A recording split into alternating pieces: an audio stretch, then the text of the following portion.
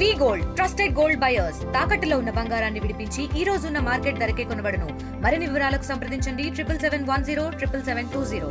జిల్లా అధ్యక్షుడిగా నన్ను నియమించిన తర్వాత మొట్టమొదటిసారిగా జగ్గంపేట రావడం జరిగింది. జగ్గంపేట రావడం ఎందుకంటే మాజీ అధ్యక్షులు, జిల్లా అధ్యక్షులు, ఉమ్మడి జిల్లా అధ్యక్షులు, అదేవిధంగా మాజీ ఎంపీ, మాజీ మంత్రి గారైనటువంటి తోట నరసింహం గారు ఆశీస్సులు తీసుకోవడానికి జగ్గంపేట రావడం జరిగింది. ఈరోజు రాష్ట్రంలో పరిస్థితులు మీరు చూస్తూనే ఉన్నారు. ఎక్కడ ఏ మున్సిపాలిటీలో కానీ ఏ కార్పొరేషన్లో కానీ బలం లేకపోయినా సరే వాళ్ళ మనుషులను నియమించుకోవడం, భయపెట్టడం, ఆఖరికి ఎస్సీ ఎస్టీలను కూడా విపరీతంగా వేధిస్తున్నారు. మహిళలను కూడా చూడుతున్నారు.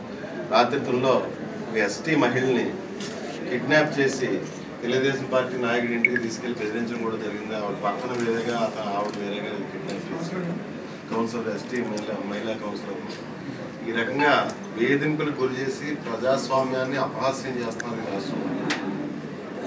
గౌరవ ప్రతిపక్ష నాయకుడి గారు మొట్టమొదటిసారి ఈరోజు అసెంబ్లీకి వెళ్ళడం జరిగింది.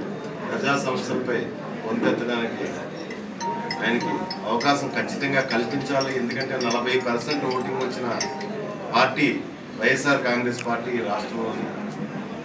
ఆయనకి ప్రజా సమస్యలపై గొంతెత్తడానికి ఖచ్చితంగా అవకాశం కల్పించాలి. ఖచ్చితంగా ప్రతిపక్ష హోదా కూడా ఇవ్వాలని చెప్పేసి కోరుకుంటూ మరొకసారి నరసింహ గారికి నమస్కారం తెలియజేసుకుంటూ సెలవు చేశారండి. అంటే దానికి రీజన్ ఏంటంటే వాళ్ళది బిజినెస్ ఫ్యామిలీ, బీసీ మహిళ, బీసీ యాదవ్ మహిళ, వ్యాపార ఫ్యామిలీ. ఆవిడ మీద కేసులు పెట్టారు.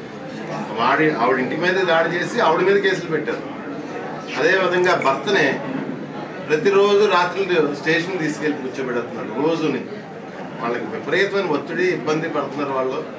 దానివల్ల ఆవిడ రాజీనామా చేసినట్టే తెలుస్తుంది నాకు. నేను ఇక్కడికి వచ్చాను. చూద్దామండి ఏం జరుగుతుందో. రోజులు తగ్గి కొద్ది మొన్న అయితే మా బలం ముందు అయితే 30, తర్వాత మొన్న 17కి వచ్చింది, 18కి వచ్చింది, ఈరోజు 16 ఉంది.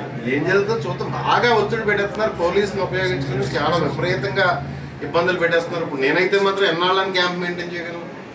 10 రోజులు మెయింటైన్ చేస్తాం, 15 రోజులు మెయింటైన్ చేస్తాం, లేకపోతే నెలలు మెయింటైన్ చేస్తాం. ఎన్నాళ్ళని వాళ్ళు దాసి పెట్టగలను నేనైతే మాత్రం. విపరీతంగా బెదిరింపులు, చాలా దారుణం. సీనియర్ నాయకుడు అన్న ఇంగితం కూడా లేకుండా ఆయనే అలా బిహేవ్ చేస్తుంటే మనం ఏం చేయగలం? అధికారం ఉంది కదా అని చెప్పేసి మతంలో చూస్తున్నాం. గత వారం రోజులు బట్టి ఒక ఎస్సీ మాదిగా తెలుగుదేశం నాయకుడు చాలా దారుణంగా యూటిలైజ్ చేసుకుని వదిలేశాడు. పాపం కనీసం కేసు కూడా తీసుకోవటం లేదు. అన్ని పోలీస్ స్టేషన్లు ఈరోజు గ్రీవెన్స్కి ఎస్పీ గారి దగ్గరికి వెళ్ళిన పరిస్థితి. అంటే ప్రజాస్వామ్యాన్ని పూర్తిగా కూనీ చేస్తున్నారు.